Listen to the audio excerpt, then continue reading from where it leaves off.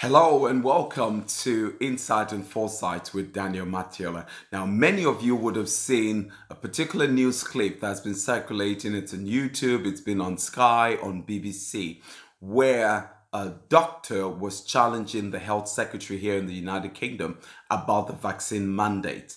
You probably have seen it, but if you haven't, here is a little glimpse of it.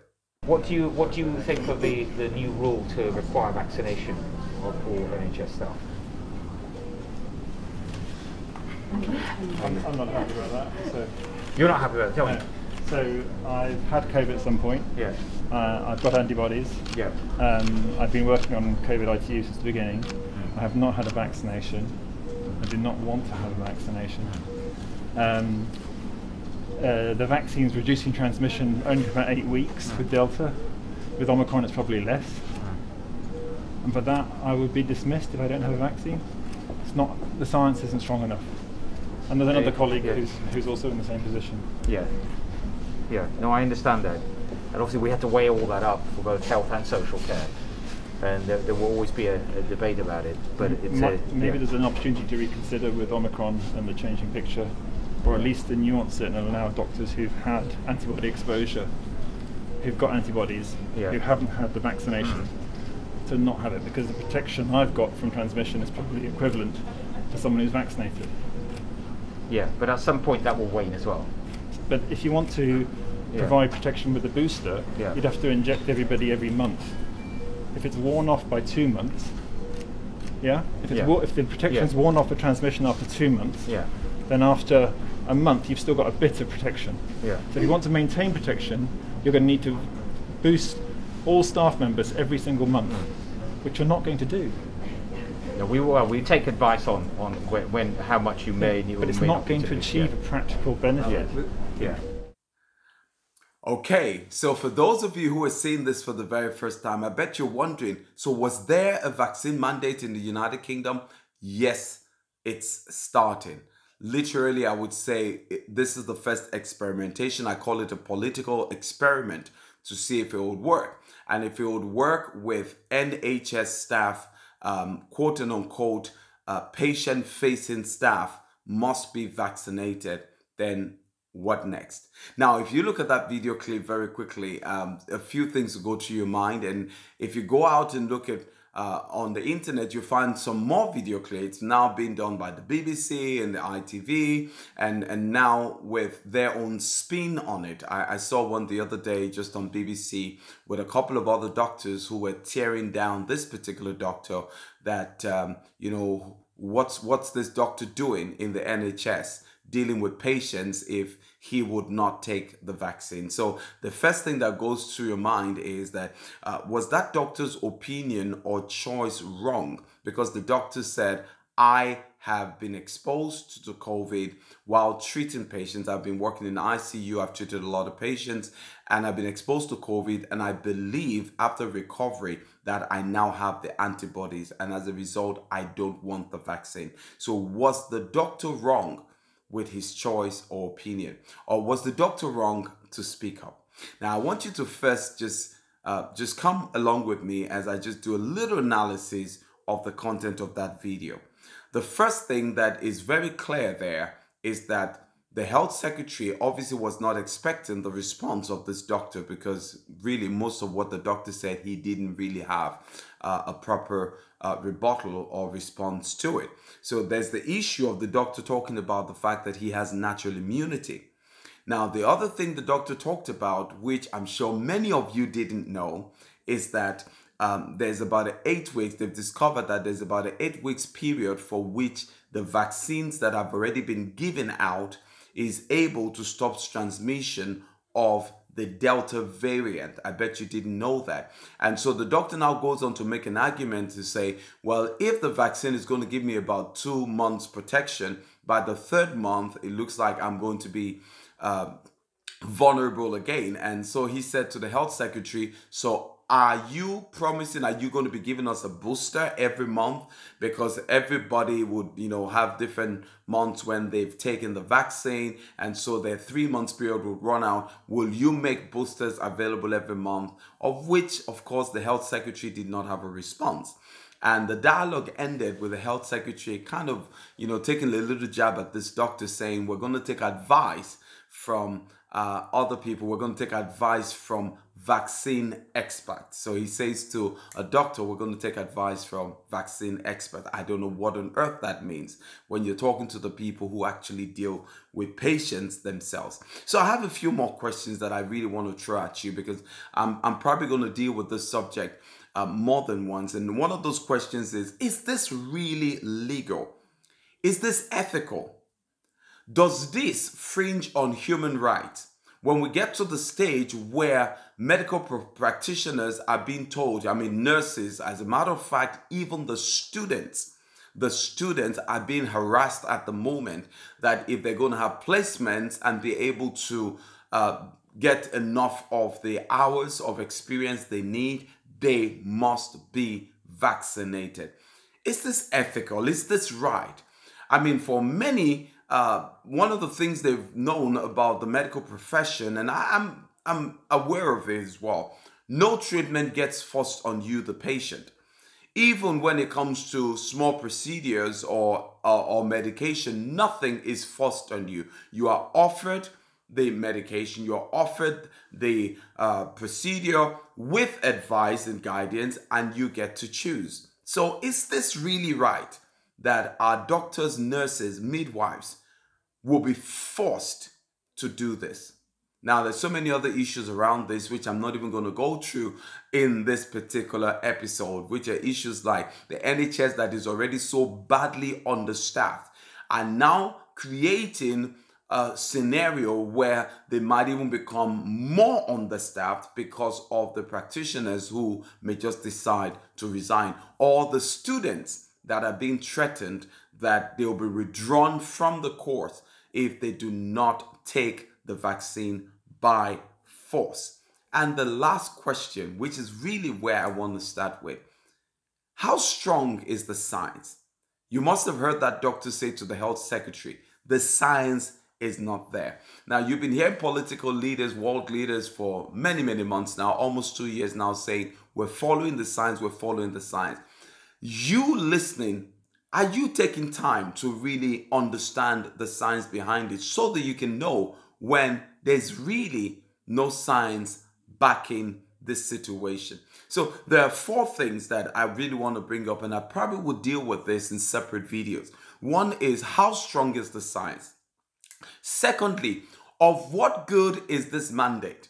If you say that these medical practitioners that work for the NHS must be vaccinated because they get exposed to patients, so you're, in other words, indicating that the hospital is the number 1 place for transmission, and the medical practitioners or the doctors and nurses are the number 1 people to carry this disease and spread it.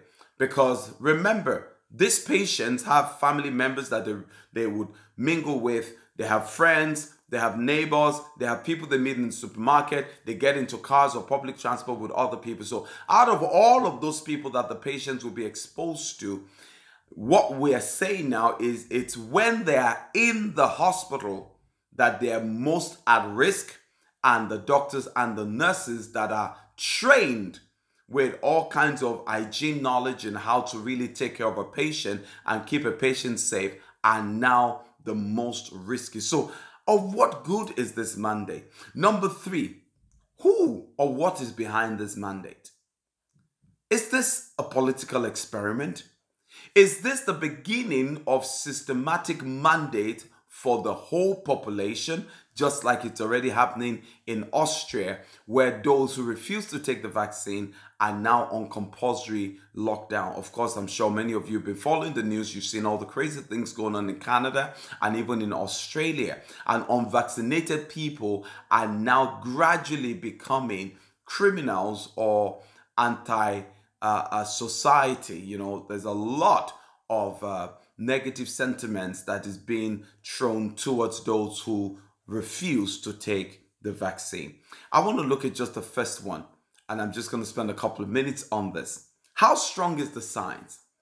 If you're paying any attention at all to what had been promised from about a year ago when we were being told to step forward and take these vaccines, you would realize that Big Pharma lied to us.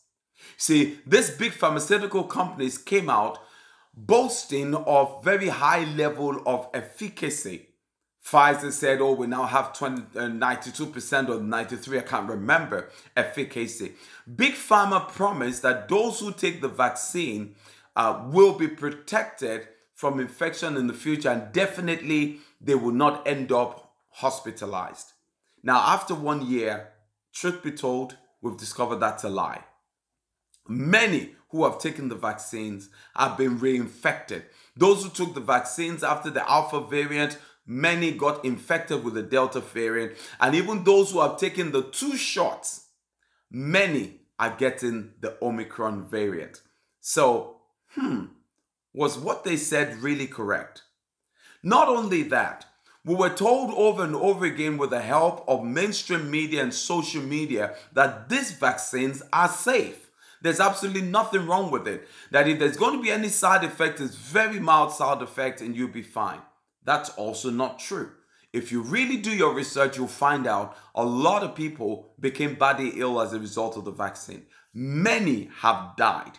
Many people have developed medical conditions that they did not have before. I know this data is not really being promoted by mainstream media, social media, and those who are the arbiters of truth. You see, in case you don't know this by now, there is a conglomerate of organizations that come together and determine what is going to be allowed to be exposed as truth or non-truth. And I don't want to go into a completely separate topic, but some of you may already be aware that Dr. Robert Malone, the man, the brain behind the mRNA vaccine technology, was recently pulled off Twitter because the conglomerate, the truth bearers, did not like what he was saying and what he was exposing about the crookedness and the corruption of Big Pharma. The other thing that is still very, very important for us to pay attention to is, if the people who have already been given the jabs, those who took the 2 vaccine shots, are getting ill and sick, and in our country, the Prime Minister, they needed to do a whole campaign to get people scared enough to quickly go get the booster, then the question is, did those jabs work? We've been hearing follow the science, follow the science. Now we're discovering after 2 years, the lockdowns never worked because people still got sick and many still died. We're finding out that all of this mask stuff is just a hoax. Look at it in the UK. For 5 months or thereabout last year, we did not wear masks in 2021. Mask mandate was done away with. Social distancing was done away with because the government believed that we had achieved herd immunity. But this time, over 70% of the adults in the United Kingdom had already taken the first jab, and over 60% had already taken the second jab. But here comes Omicron, another variant, and everybody is getting Omicron. Jab or no jab. So the question is, why is this vaccine shot still being pushed? Even after we've discovered it did not protect those who have been vaccinated. And even more, why is the NHS staff being used as guinea pigs and being forced to take a vaccine whether they like it or not? And don't you think there's something wrong when medical doctors, nurses, midwives are hesitant because they are treating patients who have developed all kinds of complications? They are aware of the problems that are being covered up concerning these vaccines and they don't want it. Could this constitute blackmail or an infringement of human rights?